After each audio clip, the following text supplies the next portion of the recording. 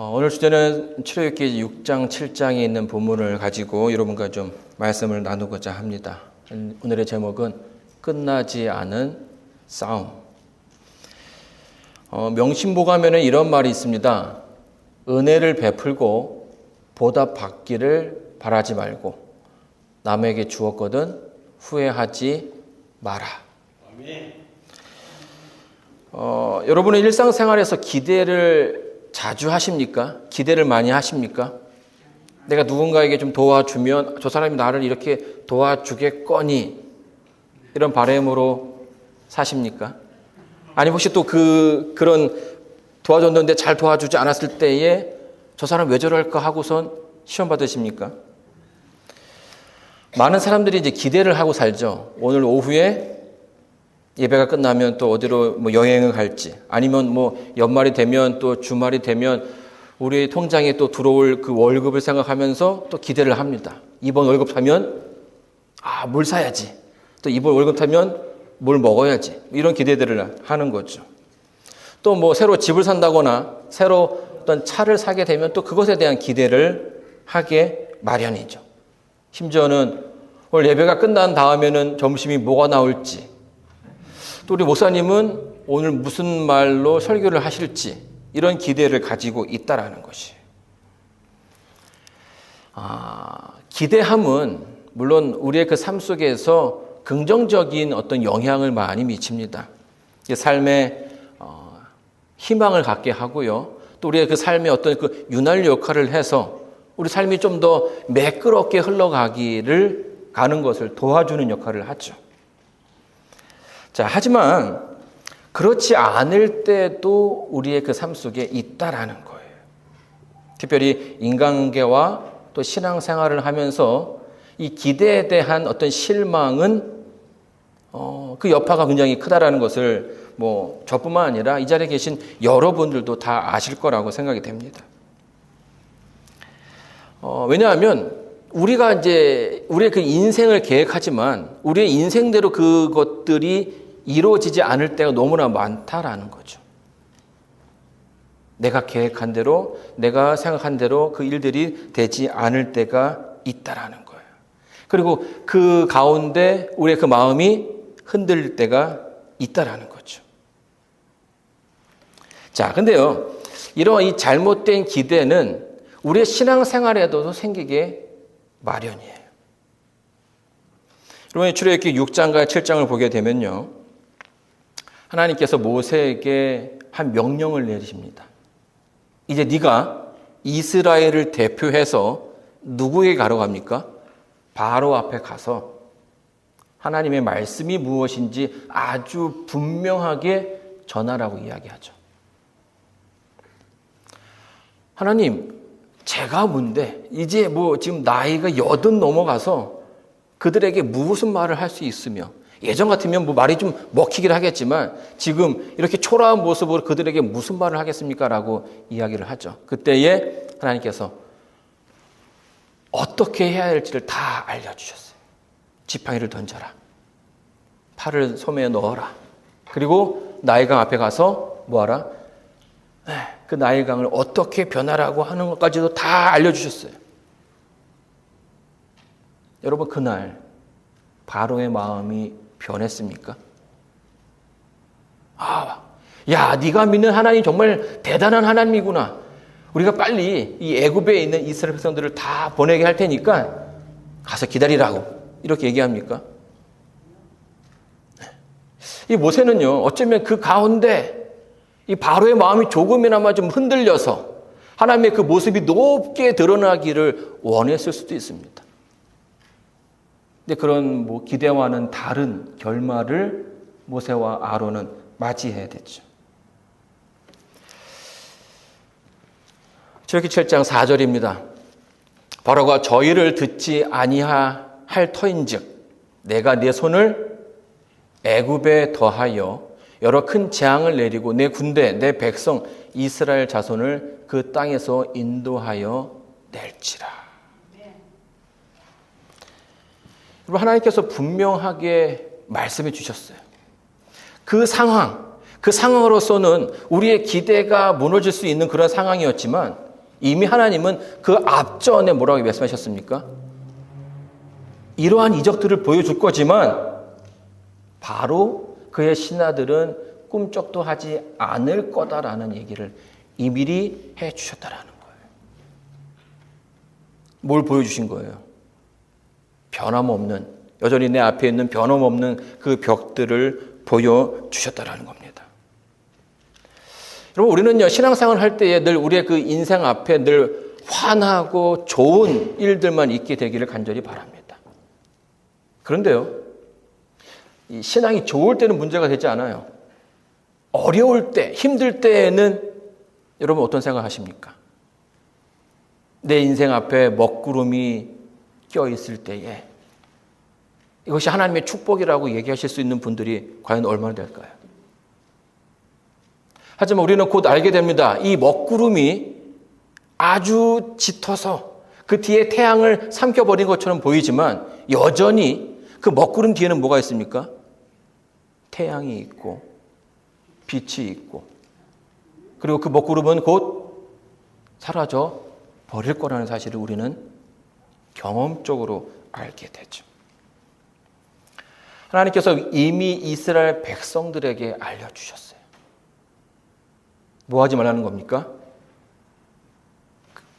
그들이 처한 상황이 조금 어려울지라도 그 가운데 그 신앙을 포기하지 말라는 것입니다. 흔들리지 말라는 것입니다. 바로가 기세등등할지라도 그 가운데서 그들의 믿음을 놓을 필요가 없다라고 하나님께서 말씀하시는 거예요. 여러분, 우리가 이 가운데서 놓지 말아야 할 것은 뭐냐면요, 우리의 그 상황을 가지고, 우리의 형편을 가지고 우리의 믿음을 판단할 필요가 없다라는 거지. 7장 11절입니다. 바로도 박사와 박수를 부르매 그 애굽 술객들도 그 슬법으로 그와 같이 행하되. 여러분, 참 난감한 상황이죠. 모세가 하나님의 그 말씀을 듣고선 그 앞에서 인간으로서는 도저히 보여줄 수 없는 이적들을 행했습니다. 나무가, 지팡이가 뱀으로 변했고요. 그 넓은 드높은 그 나일강이 핏빛으로 바뀌게 되었습니다.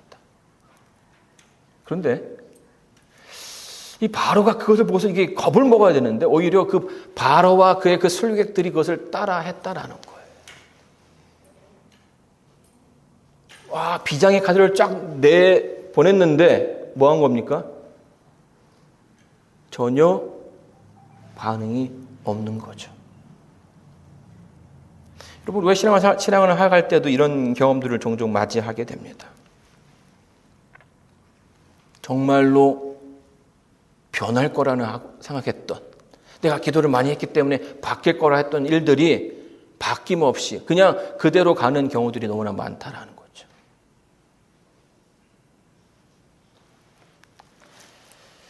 여러분, 우리가 순간의 결과를 통해서 신앙을 평가한다면 그것은 이 모세의 이 장면은 모세가 진 게 맞습니다. 그러나 우리는 여기에서 모르는 것이 하나 있죠. 그 일 가운데, 그 사건보다, 그 결과보다 더 크신 하나님을 본다면 우리는 그 가운데서 두려워할 필요가 없다라는 거예요. 자, 어릴 적에 하연이한테 종종 마술을 보여줬습니다. 자, 지폐가 있죠. 지폐가 있습니다. 자, 없죠. 자, 없습니다. 자, 어디 갔을까요? 자, 이쪽 손에 있을까요? 여기도 없습니다. 여기도 없죠. 자, 어디 있을까요? 돈은 여기에 있습니다. 자, 여러분 이제 잘 안 오시죠? 왜냐하면 이게 재미가 없거든요. 근데 이게 참, 하연이가 어릴 때는 이게 먹혔어요. 막 이렇게 얘기하면 막 눈이 동그래져가지고 돈이 어디 갔는지 막 이렇게, 예. 그 나중에는 이제 하연이가 제가 한 이 마술이 얼마나 어이없는 것인지 알게 됐습니다. 그리고 이제 그 트릭을 알게 돼서 저한테 이제 그 마술을 보여주는 거예요. 아빠, 이렇게. 여러분은 아십니다. 이게 마술이 아니라는 것. 그저 이것은 여러분의 그냥 눈을 속이는 것이고 이런 거죠. 여러분, 모세가 이적을 베풀었을 때에, 이적을 행했을 때에 바로의 술사들도 그것을 했다라는 것이. 근데 그것은 그 술사들의 능력이 아니라 사단이 그들을 속이게끔 했는 한 그런 행동이었습니다. 여러분, 사단은요, 물질을 통해서 생명을 낼 수가 없어요. 예언의 보게 되면 그 장면은 그저 그들의 눈을 속일 뿐이었다라고 설명합니다. 이사야에서는요, 하나님은 하실 수 있는 능력 두 가지를 소개합니다. 그 중에 하나가 뭡니까? 바로 창조의 능력이에요. 그리고 또 하나는 미래를 내다보는 능력입니다. 자, 근데 이 부분에서 어떻게 합니까? 모세가 사단이 바로의 술사들을 통해서 그것을 속이게 됐죠. 물론 이것이 하나님의 눈에 보시기에도 또 아론과 모세도 이것이 어떠한 영향인지를 다 알고 있습니다. 그러나 누구는 몰랐어요? 바로와 그 술객들은 그것이 무엇인지를 정확히 몰랐다라는 거예요. 그래서 어떻게 합니까? 그 가운데 이 바로와 술객들은 그들의 마음을 강팍하게 만들었어요. 이 강팍하다라는 말은 무슨 뜻이에요? 흔들리지 않게끔, 요동하지 않게끔 굳게 했다라는 거죠. 하나님이 능력이 분명히 더 위에 있음에도 불구하고 그것을 인정하려 들지 않았다라는 거예요. 사단의 속임수가 누구를 속인 겁니까? 그의 그 술객들을 속였다라는 거예요. 자기의 뜻으로, 자기의 행동대로 움직이게끔. 여러분, 사단은요, 종종 그 성경에서 속이는 사람이라고 설명이 됩니다. 마태복음 24장에서는 이렇게 얘기하죠. 거짓 그리스도들과 거짓 선지자들이 일어나 큰 표적과 기사를 보이어 할 수만 있으면 누구도요? 택하신 자들도 미혹하게 할 것이라고 이야기해 주고 있습니다. 그 말은 사단은 지금도 이 자리에 계신 여러분을 포함해서 모든 사람들을 속이기 위해서 노력한다라는 거예요.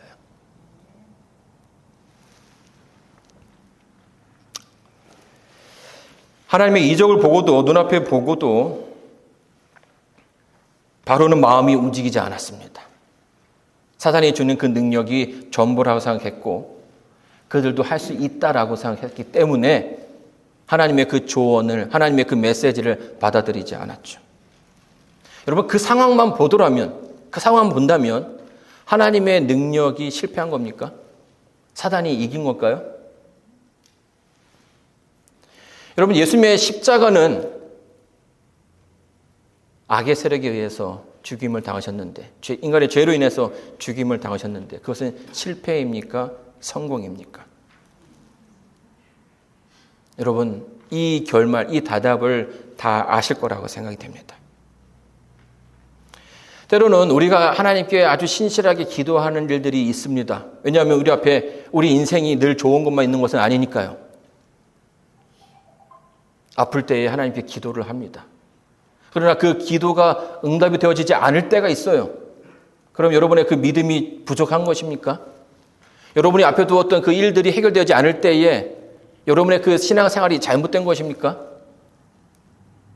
그렇지 않다라는 거예요. 여러분, 우리가 살고 있는 이 시대는요, 이미 죄로 인해서 오염됐고 잘못되어졌기 때문에 우리가 생각하지 못했던 일들이 너무나 많이 일어나고 있다라는 거예요. 여러분, 우리가 이제 봄에도 우크라이나에 있는 그 교인들한테 헌금을 했던 적이 있습니다. 거기에서 신앙한 사람들과 우리의 신앙의 차이가 있습니까? 그들의 신앙이 부족해서 아니면 우리의 신앙이 더 나아서 서로 다른 결과를 맞아들이는 것일까요? 그렇지 않다라는 거예요. 여러분, 우리가 살고 있는 이 시대는요, 이미 죄로 인해서 오염됐기 때문에 모두에게 그런 어려움들이 있다라는 것입니다. 여러분, 우리 신앙은요, 그것을 인정하는 것 가운데 시작되어야 하는 거예요. 여러분, 마태복음 5장에 보게 되면 예수님께서 이런 말씀하시죠. 이같이 한즉 하늘에 계신 너희 아버지의 아들이 되리니 이는 하나님이 그 해를 악인과 선인에게 비추게 하시며 비를 의로운 자와 불의한 자에게 내리우심이니라. 자, 여기 보게 되면 저는 사실 이 부분을 읽고서 잘 이해가 되지 않았습니다. 왜 하나님께서 그 믿는 자들에게 더 잘해 주셔야지 믿지 않는 사람이나 믿는 사람이나 왜 똑같이 대하실까? 여러분, 하나님 사랑은 공평하다라는 거예요. 그리고 그 반대로 그 불행은 누구에게나 다 올 수 있다라는 것이죠.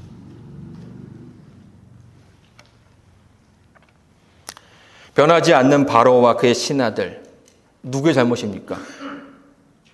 모세의 잘못입니까? 하나님의 실수입니까? 여러분, 우리가 더 크게 눈을 떠보면 그건 역시도 하나님의 그 계획하심 아래에 있었다라는 거예요. 그런데 참 아쉽게도요, 많은 사람들이 그것을 자신의 신앙의 탓으로 돌릴 때가 있다라는 거예요. 아, 내가 너무 부족해서. 또 행여는 다른 사람의 탓으로 돌릴 때도 있다라는 거죠.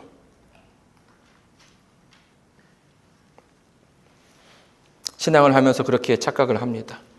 그리고 그렇게 속여갑니다. 하나님은 좋은 것만 주실 거야. 그리고 내가 원하는 그 기도를 들어주시는 그분이 정말 좋은 분이라고 생각한다라는 거죠. 그리고 그 기도에 대한 응답이 있지 않으면 뭐합니까? 아, 왜 안 도와주실까? 나를 버리신 것은 아닌가라는 생각들을 하게 된다라는 거예요. 여러분, 이게 지금 옳은 생각입니까? 그 고난이 하나님께서 나를 미워한다라는 증거입니까? 그 어려움이 하나님 나의 신앙이 틀렸다라는 그 증거입니까?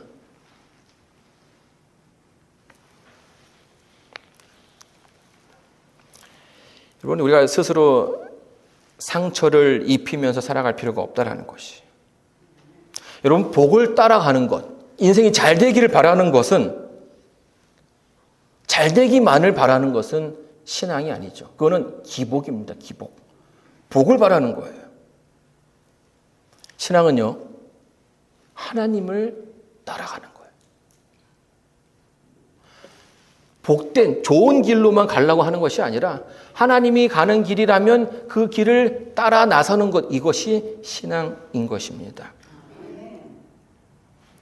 많은 사람들이 좋은 길, 자기가 원하는 길을 가고자 선호하죠. 그리고 그렇지 못하면 자기 인생이, 자기 신앙이 실패했다라고 이야기합니다. 그러나 그것은 자기 기만이에요. 자기를 속이고 있는 것입니다. 여러분, 우리에게 때로는 선택의 길이 있습니다. 그 길 가운데 나를 드러내는 길보다는 하나님께서 원하시는 길이 무엇인지 늘 우리는 고민해야 한다라는 거예요. 좋아 보이는 길이 하나님의 길이 아니라 하나님께서 원하시는 길이 우리의 선택이 되어야 한다라는 거죠. 하나님께서 이제 곧 10개의 재앙을 내리게 되실 거예요. 왜 10개일까요? 그냥 딱 한 번에 딱 하고선 다 데리고 가면 될 텐데, 이 10개라는 그 시간 동안, 10개가 내려지는 그 시간이 꽤 길지 않겠습니까? 하나님이 10개의 재앙을 내리시는 그 이유가 뭐예요? 하나님의 뜻이 그 가운데 있다라는 거예요. 그 재앙이 하나씩 하나씩 내릴 때마다 어떤 사람들은 그들의 그 마음을 강팍하게 할 것이고요. 어떤 사람들은 하나님의 능력을 깨닫게 될 것입니다. 그리고 하나님께서 원하시는 그 시간이 지났을 때에 더 이상 그들이 변화를 경험하지 못하게 되는 그 순간에 하나님께서 역사하신다라는 거예요. 자, 그러면 사단은 우리에게 뭘 원하는 걸까요? 왜 우리의 그 시험, 우리의 삶 가운데 시련이 있고 어려움이 있습니까? 왜 그 흔들림을 주는 거예요? 왜 갈등을 주는 겁니까? 그 가운데 뭐 하라는 거예요? 너희들이 가진 신앙을 버리고 너희들이 믿는 하나님을 떠나가라는 것입니다. 여러분, 이 욥기서에 보게 되면 이 욥은 성경에서 굉장히 부자라고 설명합니다. 모세 시대 이전 사람임에도 불구하고 이 욥이 가지고 있던 그 재산이 어마어마해요. 소, 양, 염소. 지금 있어도 그런 사람들은 정말 아주 엄청난 부자죠. 자, 근데 하나님께서 그가 가진 그 재물들을 다 한순간에 사라지게 하셨습니다. 그가 받은 그 모든 축복들이 다 사라졌죠.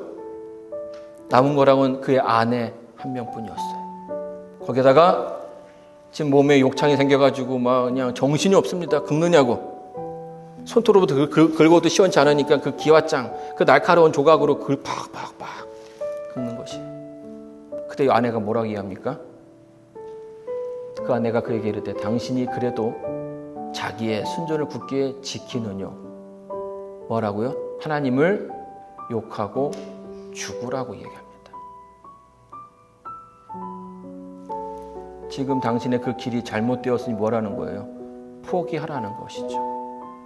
여러분, 우리가 이러한 이 말들이 우리가 고난 가운데 있을 때에 받는 질문들이라는 거예요. 여러분의 인생의 어려움 가운데 이런 말들이 들릴 수 있다는 거죠. 이건 누구의 속삭임입니까? 여러분이 하나님을 떠나게끔 하는 사단의 속삭임이라는 거예요. 그 먹구름만 보고서 인생을 판단해서는 안 된다는 거죠. 단지 바로가 움직이지 않았다는 것으로 여러분의 그 믿음이 흔들릴 필요가 전혀 없다는 것입니다. 여러분의 때에 무엇이 되어야 하겠습니까? 욥이 이렇게 얘기합니다. 그가 이르되 그대의 말이 어리석은 여자 중 하나의 말 같도다. 우리가 하나님께 복을 받았은즉 재앙도 받지 아니하겠느냐 하고 이 모든 일에 욥이 입술로 범죄치 아니하리라. 사랑하는 성도 여러분, 이 욥의 대답이 여러분의 고백이 되기를 간절히 바랍니다. 욥의 생각이 이 세상을 살아가고 있는 여러분의 생각이 되기를 간절히 바랍니다. 우리 앞에 고난이 있을 수 있어요. 그러나 그것이 전부는 아닙니다. 이제 하나님께서 첫 번째 이적을 보여주셨을 뿐입니다.